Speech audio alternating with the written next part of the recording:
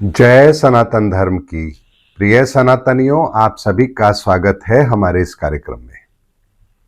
सनातनियों, कई बार हम कोई धार्मिक शास्त्र ग्रंथ पढ़ते हैं, बड़ी श्रद्धा से पढ़ते हैं, लेकिन कई बार ऐसा होता है कि उन धार्मिक शास्त्र ग्रंथों में कुछ बात ऐसी होती है जो सत्य के विपरीत होती है, और जिसके कारण से उस धार्मिक शास्त्र ग्रंथ को पढ़ने से जिन ऊर्जाओं का प्रभाव, जिन ऊर्जाओं का प्रकाश आपको मिलना चाहिए, वो उस रूप में नहीं मिलता, यानी हमारी उन क्रियाओं का प्रतिफल हमें प्राप्त नहीं होता है।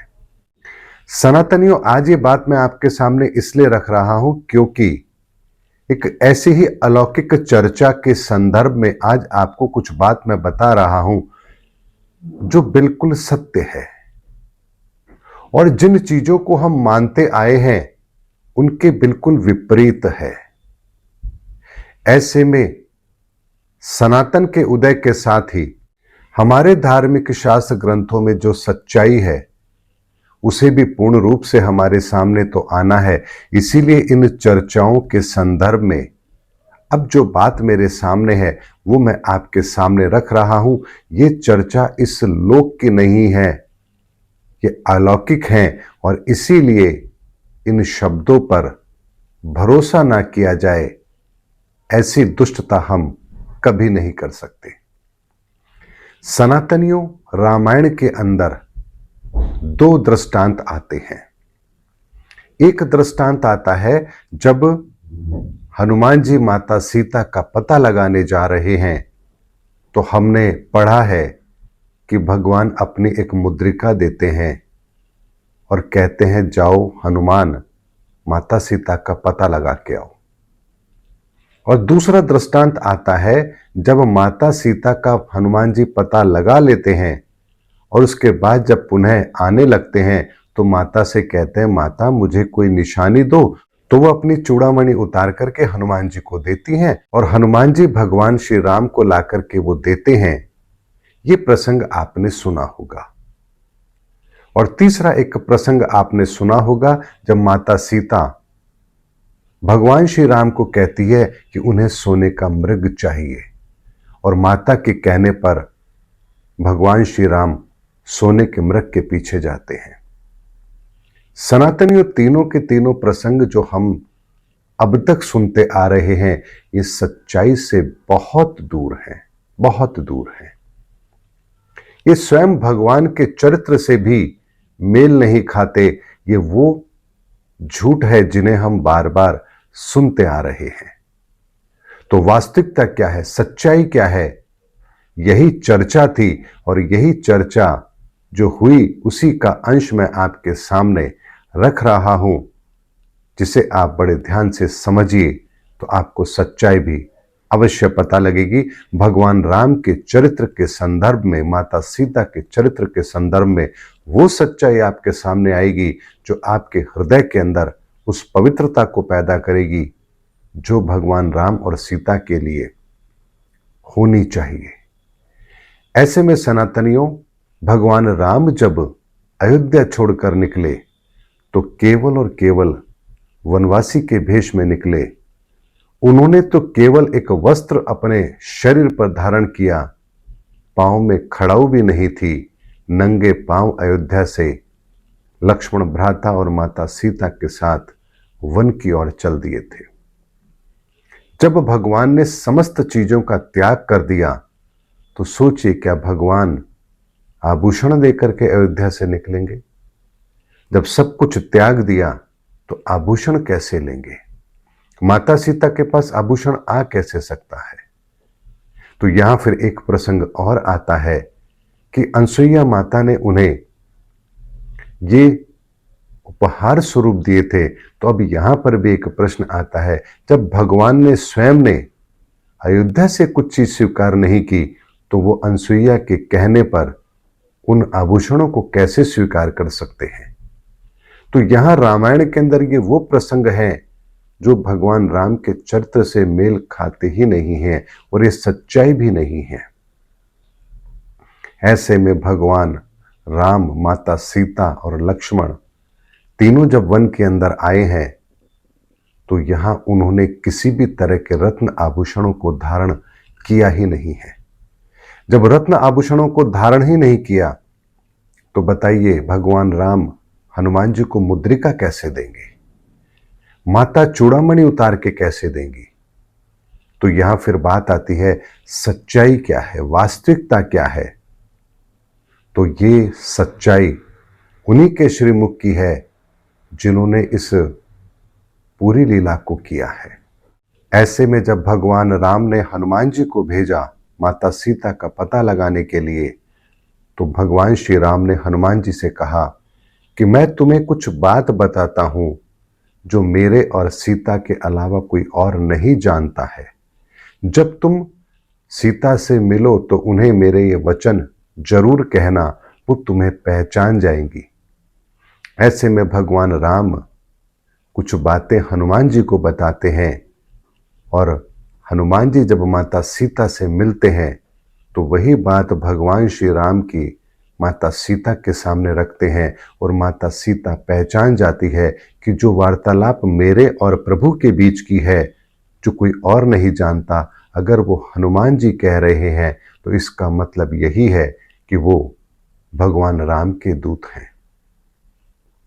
ऐसे में जब लंका से पुनः वापस आते हैं हनुमान जी तो माता सीता से कहते हैं, माते जो मैं आपके लिए संदेश लेकर आया प्रभु श्री राम का, इसके प्रतिफल के रूप में, इसके प्रति उत्तर के रूप में आप मुझे कोई संदेश दे ताकि मैं प्रभु श्री राम तक आपका संदेश पहुंचा सकूं।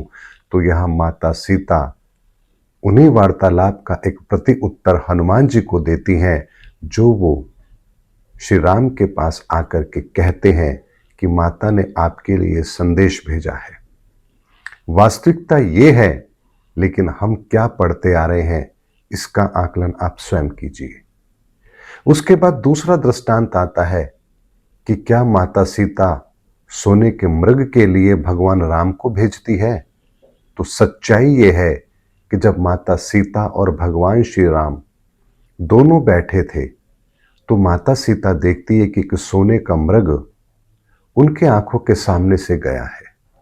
तो वो भगवान श्री राम को कहती है कि मैंने अभी अभी एक सोने का मृग देखा है। तो भगवान राम कहते हैं, सोने का मृग तो इस सृष्टि में है ही नहीं, तो आप कैसे देख सकते हैं। तो माता सीता कहती कि नहीं, मैंने देखा है और वो इस दिशा में गया है। तो यहां भगवान राम को बड़ा आश्चर्य होता है कि इस धरती पर सोने का मृग ये कैसे संभव है, मेरी बनाई हुई सृष्टि में तो सोने का मृग है ही नहीं।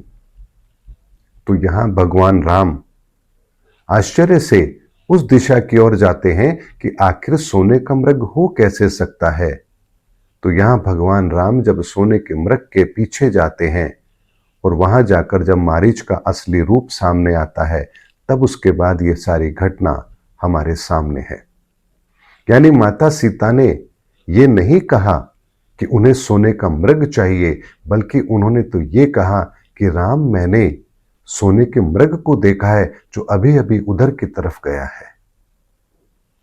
ऐसे में सनातनियों, वास्तविकता क्या है और हम क्या पढ़ते हैं, और जो हम पढ़ते हैं उनसे हमारे भाव क्या पैदा होते हैं, और भाव ही तो सार है।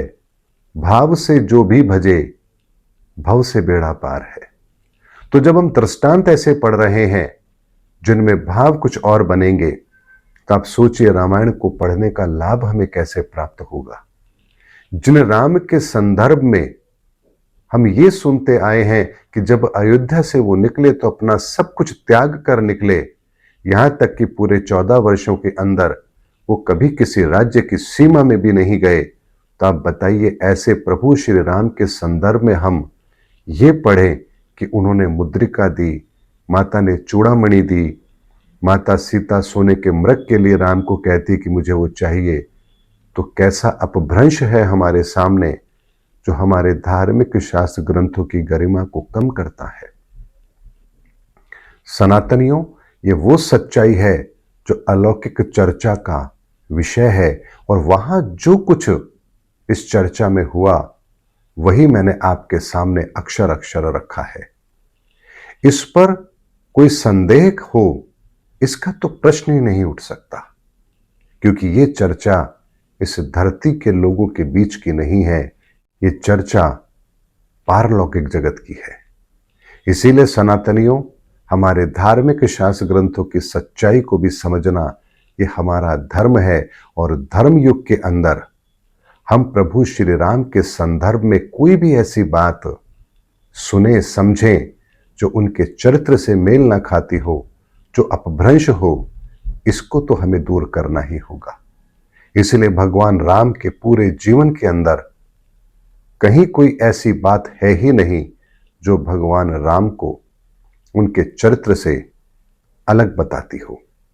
इसीलिए सनातनियों, हमारे धार्मिक शास्त्र ग्रंथों को पढ़ने का भी हमें लाभ इसलिए नहीं मिल पाता क्योंकि उनमें भी बहुत कुछ मिलावट हो चुकी है, और उन मिलावट को हम कैसे दूर कर पाएंगे इसका कोई रास्ता भी हमारे पास नहीं है। इसीलिए केवल और केवल सनातन के रास्ते पर चलते हुए ही हम उन पारलौकिक जगत की उन चर्चाओं को भी सुन सकते हैं, समझ सकते हैं, और हमारे लिए ईश्वर के द्वारा वो संदेश भी इस धरा पर उतरते हैं जो हमें सत्य से अवगत कराते हैं।